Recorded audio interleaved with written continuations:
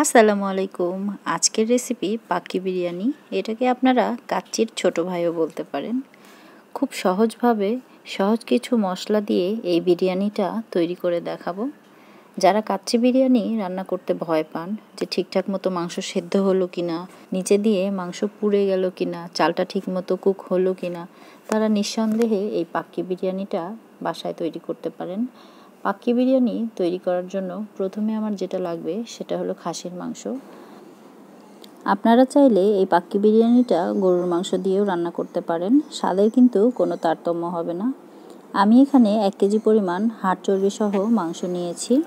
মাংসটাকে মেরিনেট করার জন্য দিয়ে দিলাম 2 টেবিল চামচ রসুন বাটা, 2 টেবিল চামচ আদা বাটা, 2 টেবিল চামচ জিরা গুঁড়া, স্বাদমতো লবণ, 1 চামচ মরিচের গুঁড়া, হাফ চামচ হলুদের গুঁড়া, 1 টেবিল চামচ বাদাম বাটা, হাফ কাপ টক দই, 4-5 টুকরো দারচিনি, 2টা তেজপাতা, হাফ কাপ রান্নার তেল।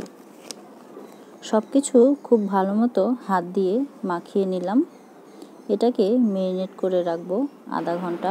আপনাদের হাতে যদি সময় না থাকে তাহলে সঙ্গে সঙ্গে এটাকে রান্না করে নিতে পারেন। ফিরে আসছি আধা ঘন্টা পর। চুলার আঁচ একদম বাড়িয়ে দিয়ে ঢাকনা দিয়ে ঢেকে এটাকে রান্না করব। মাংস থেকে অনেকটা পানি বের হয়ে এসেছে। এই পর্যায়ে চুলার আঁচ মিডিয়াম করে মাংসটাকে সেদ্ধ করে নেব। এই ফাঁকে আরেকটা চুলায় আমি বিরিয়ানির জন্য আলু ভেজে নেব। সামান্য ফুড কালার দিয়ে আলুগুলোকে অল্প আঁচে ভেজে নেব। আলুগুলো ভাজা হয়ে গেলে এখানে একটা মশলা তৈরি করে নেব। এখানে আমি মশলা তৈরি করার জন্য জিরা, লবঙ্গ, শাহি জিরা, জয়ফল, জয়ত্রী, গোলমরিচ, কাবাব চিনি, দারচিনি, এলাচ, স্টার অ্যানিজ, বড় কালো গোলমরিচ সবগুলো একসাথে চুলায় একটু ভেজে গুঁড়া করে নেব। মাংসটা অনেকটা সেদ্ধ হয়ে এসেছে। এই পর্যায়ে এখানে দিয়ে দিলাম 8-10টা কাঁচামরিচ, হাফ কাপ পেঁয়াজ বেরেস্তা। একটু নেড়েচেড়ে মিশিয়ে নিয়ে এতে দিয়ে দিব যে মশলাটা তৈরি করে রেখেছিলাম। আরও অ্যাড করব 2 টেবিল চামচ গুঁড়া দুধ, 1 চামচ চিনি। চিনিটা আপনারা আপনাদের পছন্দ মতো দিয়ে দিবেন। সব কিছুক্ষণ কষিয়ে নিয়ে দিয়ে দিলাম 1 কাপ পরিমাণ তরল দুধ। চুলাটা একদম কমিয়ে এটাকে রান্না করব পানিটা পুরোপুরি শুকিয়ে আসা পর্যন্ত। এখানে চুলাতে আরেকটি হাঁড়িতে চাল সেদ্ধ করার জন্য পানি দিয়েছি। এতে দিয়ে দিলাম শাহি জিরা আর 1 টেবিল চামচ তেল। পানিতে বলক চলে আসলে চাল আর 2 টেবিল চামচ লবণ দিয়ে দিয়েছি। এখানে আমি হাফ কেজি পরিমাণ চাল নিয়েছি। চালটাকে আধা ঘন্টার মতো ভিজিয়ে রেখে খুব ভালো মতো পরিষ্কার করে ধুয়ে পানি ঝরিয়ে নিয়েছি। কোনো কারণে ভিডিওটা স্কিপ হয়ে গেছে। চালটাকে 90% সেদ্ধ করে নেব, যেহেতু মাংসটা আমার আগে থেকেই রান্না করা রয়েছে। বিরিয়ানিটা দমে দেওয়ার জন্য মাংসটাকে রেডি করে নেব। কিছুটা কিশমিশ, 5-6টা আলু বোখারা আরও দিয়ে দিলাম আমি যেই আলুটা ভেজে রেখেছিলাম। সব কিছু দেওয়া হয়ে গেলে মাংসের উপরে দিয়ে দিব সেদ্ধ করে রাখা চাল। পানি থেকে চালটা যতটা সম্ভব ছেঁকে তুলে মাংসের মধ্যে দিয়ে দেব। চাপাচাপি করা যাবে না।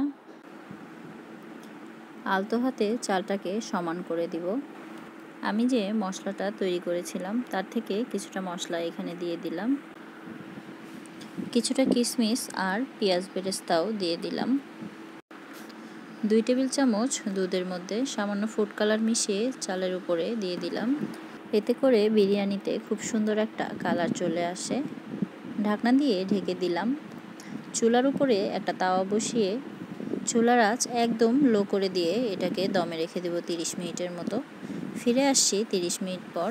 এবার গরম গরম বিরিয়ানি পরিবেশনের পালা। পাক্কি বিরিয়ানি এখন পরিবেশনের জন্য একদম তৈরি। উপর থেকে প্রথমে কিছুটা চাল আলাদা করে সরিয়ে তারপর নিচে থেকে মাংস এবং আলুগুলো উঠিয়ে নিতে হবে। আলহামদুলিল্লাহ, সত্যি রেসিপিটা অসাধারণ হয়েছে।